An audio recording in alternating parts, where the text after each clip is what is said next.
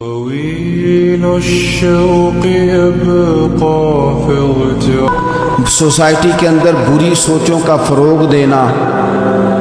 اپنے لیے وہ ضروری سمجھتے ہیں اور اپنی ذمہ داری سمجھتے ہیں۔ میں اکثر یہ مثال دیا کرتا ہوں کہ محبت بھی اگر ہم پیدا کرنا چاہیں تو پیدا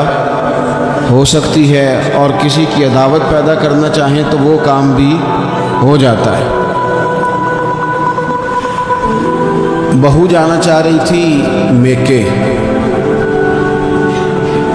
اس نے اپنے شوہر سے یا اپنی ساس سے کہا کہ مجھے گھر جانا ہے۔ تب ایک پہلو تو یہ ہے کہ وہ شام کو بیٹا گھر آیا تو اماں کہتی ہے کہ پتر دیکھ، بیٹا نہیں چاہ رہا تھا کہ وہ جائے، تو اماں اس کو اس کی ذہن سازی کرتی ہے، کہتی بیٹا دیکھ تو ہر وقت اپنی ماں کے پاس رہتا ہے، باپ کے پاس رہتا ہے، بہن بھائیوں کے پاس رہتا ہے، تو بیچاری اگر 6 ماہ کے بعد 3 ماہ کے بعد تقاضا کرتی ہے تو اس کا بھی تو دل کرتا ہے نا اپنے ماں باپ سے ملنے۔ اب بچہ نرم ہوتا ہے، وہ شوق سے گاڑی نکالتا ہے، شوق سے چھوڑنے جاتا ہے، اس کے دل میں محبت فروغ پکڑ گئی۔ ایک پہلو یہ ہے کہ اس نے مطالبہ کیا بہو نے کہ مجھے جانا ہے میکے، تو ساس صاحبہ نے شام کو اپنے بیٹے سے کہا کہ کوئی طریقہ تو نہیں نا روز جانے کا، اور جب یہ وہاں سے ہو کے آتی ہے تو اس کا لہجہ ٹھیک نہیں رہتا، پھر یہ اس کو غلط مشورے ملتے ہیں، تو پہلے تو وہ صاحب ویسے ہی لڑائی شروع کر دیں گے کہ جانا ہی نہیں،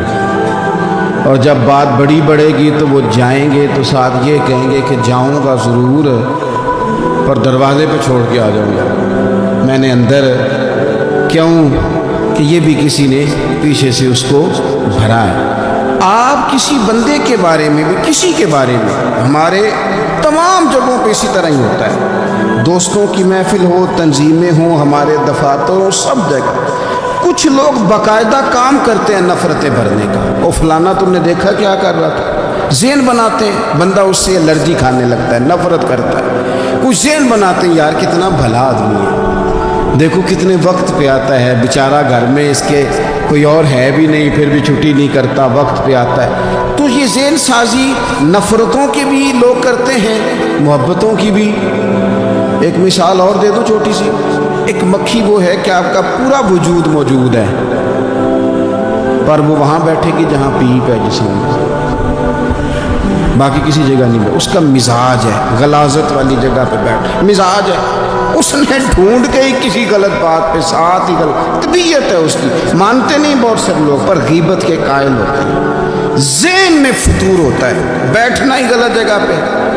حالانکہ باقی سارا جسم موجود ہے، پیپ والی جگہ پہ، ریشے والی جگہ پہ، زخم والی جگہ پہ بیٹھنا ہے، اور وہاں سے اٹھ کے جب کہیں اور بیٹھنا ہے تو وہاں بیماری پھیلانا ہے۔ ایک مکھی وہ بھی ہے جو ڈھونڈتی ہے سارا زمانہ پر بیٹھتی پھول پہ ہے، اور جب وہ پھول پر بیٹھ کر اپنے گھونسلے میں جا کے بیٹھتی ہے تو پتہ ہے وہاں کیا پیدا ہوتا ہے، شہد پیدا ہوتا ہے، اور شہد وہ ہے جو شفا دیتا ہے۔ آج کچھ لوگوں نے پراپوگیٹ کر دی چیزیں، ولی کیا ہوتے ہیں، درویش کیا ہوتے ہیں، صوفی کیا ہوتے ہیں، قرآن پاک پڑھو، نماز پڑھو، عبادت کرو، ختم ہو گئی بات۔ او خدا کے بندو سمجھو، یہ ولی تھے جن کو صحابہ کہا جاتا ہے، ولی ہی تھے جن کو اہل بیت کہا جاتا ہے، قرآن پاک کے دفاع کے لیے، احادیث کی حرمت کے لیے، دین کی تبلیغ کے لیے جو میدانوں میں نکلا کرتے تھے انہیں ولی کہا جاتا تھا۔ ولی کا معنی اللہ کا دوست، ان سے پیار کرنا، ان کے لیے اپنے دل میں جذبات رکھنا۔ بخاری مسلم میں حدیث ہے، نبی پاک علیہ السلام نے فرمایا جو 2 لوگ رب کی رضا کے لیے آپس میں پیار کریں، جو اللہ کی رضا کے لیے آپس میں پیار کریں، اللہ ان دونوں سے محبت فرماتا ہے۔ آپ غور کریں، اللہ کے نیک بندوں کا پیار۔ سال داتا گانج بخش علی حجویری رحمۃ اللہ علیہ نے کشف المعجوب شریف میں لکھا ہے، خواجہ حسن بصری کا قول، خواجہ حسن بصری تابعی ہیں، حضرت مولا علی شیر خدا کرم اللہ تعالی وجہہ الکریم کے شاگرد ہیں، فیض یاب ہونے والے ہیں صحابہ سے، بڑی باریک بات کرتے ہیں، فرماتے ہیں برے لوگوں کی صحبت میں نہ بیٹھنا، برے لوگوں کی باتیں نہ سننا، اگر تم برے لوگوں کی صحبت میں بیٹھو گے، برے لوگوں کی باتیں سنو گے تو وہ تمہیں اچھے لوگوں سے بدگمان کر دے گا۔ تمہاری فکر میں، تمہارے ذہن میں وہ اچھے لوگوں کے خلاف چیزیں بھر دیں گے۔ برے لوگوں کی صحبت اچھے لوگوں سے بندے کو دور کر دیتی ہے۔ تو بھائی اچھے لوگوں کی صحبت میں آئیں گے آپ تو اچھے لوگوں کے بارے میں آپ کی ذہن سازی ہوگی۔ اللہ کے نیک بندوں سے پیار کریں، ان کے ساتھ محبت کریں، ان کے لیے اپنے دل کے اندر اچھے جذبات، یہ ہمارے پاس ہیں داتا علی اجمیری، ان کے مزار شریف پہ حاضری دیں۔ دیکھیں غلط کام جہاں ہوتا ہو، غلط کام کو روکا جاتا ہے، اصل چیز کو بدل نہیں دیا جاتا۔ داتا صاحب محسن ہیں اس امت کے، اور ڈاکٹر اقبال نے کہا سید حجویر مخدوم امم۔ داتا صاحب تو وہ ہیں کہ امت ساری کے مخدوم ہے، ساری امت کو ان کی خدمت کرنی چاہیے۔ داتا صاحب رحمۃ اللہ تعالی علیہ کی کشف المحجوب آپ پڑھیں تو سطر سطر روشنی، جگہ جگہ آپ کے لیے خیر، تعلیمات۔ داتا صاحب نے دین کا کام کیا، ڈیوٹی کی۔ عرس شریف پہ تو میں بھی نہیں جا پاتا، رش بڑا ہوتا ہے، خرافات بھی بعض جگہ پہ بڑی ہوتی ہیں، بعض ایسے کام ہوتے ہیں جو قطعاً نہیں ہونے چاہیے اور ان کی ہر فورم پہ مذمت ہونی چاہیے، پر ہمیں داتا صاحب کی حاضری تو نہیں نہ چھوڑنی چاہیے۔ ہمیں تو کوشش چلیں عرس سے پہلے یا عرس کے بعد، میری اپیل ہے ضرور جائیے گا، اور جا کے نا تو ضروری نہیں کہ آپ کوئی خاص دل کے اندر بات ہی لے کے جائیں۔ آپ داتا صاحب جا کر صرف اتنا کہیں کہ حضور آپ نے جو دین کی خدمت کی ہے، ہم تو اس خدمت پر آپ کو سلامی دینے آئے ہیں، ہم تو صرف سلام کرنے ہیں کہ آپ نے کمال نوکری کی دی۔ اپنے بزرگوں کے ساتھ اپنی عقیدت، اپنی ارادت، اپنی محبت، اپنا پیار مضبوط کریں، ان کے لیے اپنے دلوں کے اندر خیر کے جذبات ہمیشہ رکھیں۔ صحابہ کرام کے لیے، اہل بیت اطہار کے لیے، امام بخاری کے لیے، امام مسلم کے لیے، صوفیاء کے لیے، حضرت غوث پاک جیلانی کے لیے، خواجہ معین الدین اجمیری کے لیے، حضرت بہاؤالحق نقش بند بخاری کے لیے، حضرت سیدنا داتا علی اجمیری کے لیے، حضرت پیر سید مہر علی شاہ کے لیے، امام احمد رضا کے لیے علیہم الرحمہ اچھے جذبات ہو، اچھا ذہن ہو، اچھا گمان ہو۔ آپ کی طبیعت چاہے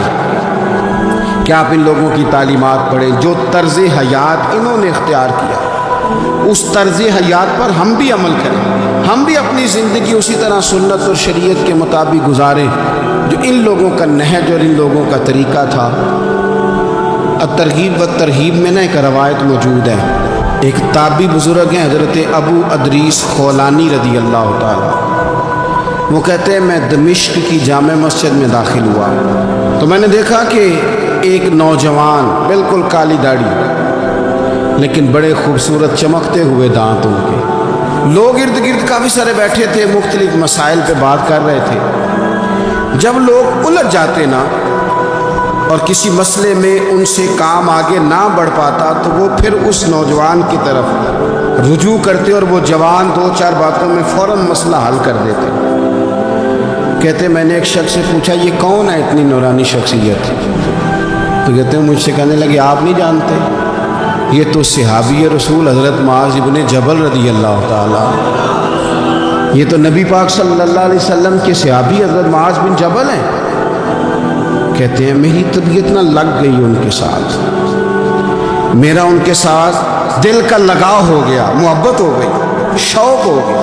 ہم نے چونکہ اولیاء کو، صوفیاء کو، صحابہ کو، اہل بیت کو اس طرح لوگوں کے سامنے پیش نہیں کیا، اس لیے ہمارے بچوں نے آئیڈیل بنایا ہے نئے دور کے فیشن کو۔ ہماری آنے والی قوم کسی امیر ترین شخص کو آئیڈیل بناتی ہے، پھر وہ سارے غلط ملت رستے اختیار کر کے وہاں تک جانا چاہتی ہے، وہاں جو آدمی کھڑا وہ کسی بھی صورت میں اپنے آپ کو فیمس کر کے دنیا کے سامنے لانا چاہتی ہے، چاہے انہیں کسی طرح کا بھی کوئی روپ دھارنا پڑے۔ یاد رکھ لیں اور سمجھ لیں اس بات کو، اگر ہم ان لوگوں کی سیرت کو، سوانے کو اپنے گھروں تک لے آئیں تو آپ یقین کریں کہ ہماری نسل کے بچنے کا بہت بڑا یہ ذریعہ بن جائے۔ اب جوان ہے یہ بھی، لیکن امت کے مسائل حل کر رہے ہیں۔ حضرت ابو ادریس خولانی کہتے ہیں مجھے ان کی یہ طبیعت دیکھی تو پیار ہو گیا ان سے، उस दिन तो रश बड़ा था, मैंने सोचा कि कल जल्दी आऊँगा और इनसे मुलाकात करूँगा। कहते हैं मैं अपनी तरफ से सबसे पहले मस्जिद में पहुँचा, लेकिन हज़रत मुआज़ इब्न जबल तो मुझसे पहले मस्जिद में मौजूद थे और वो नफल पढ़ रहे थे। फरमाते हैं जब वो फारिग हुए तो मैं उनके करीब गया और मैंने जाके कहा हुजूर मुझे अल्लाह की कसम हो मुझे आपसे मोहब्बत हो गई, अल्लाह की रज़ा के लिए आप मुझे अच्छे लगते हैं। अच्छे लोगों से प्यार करें,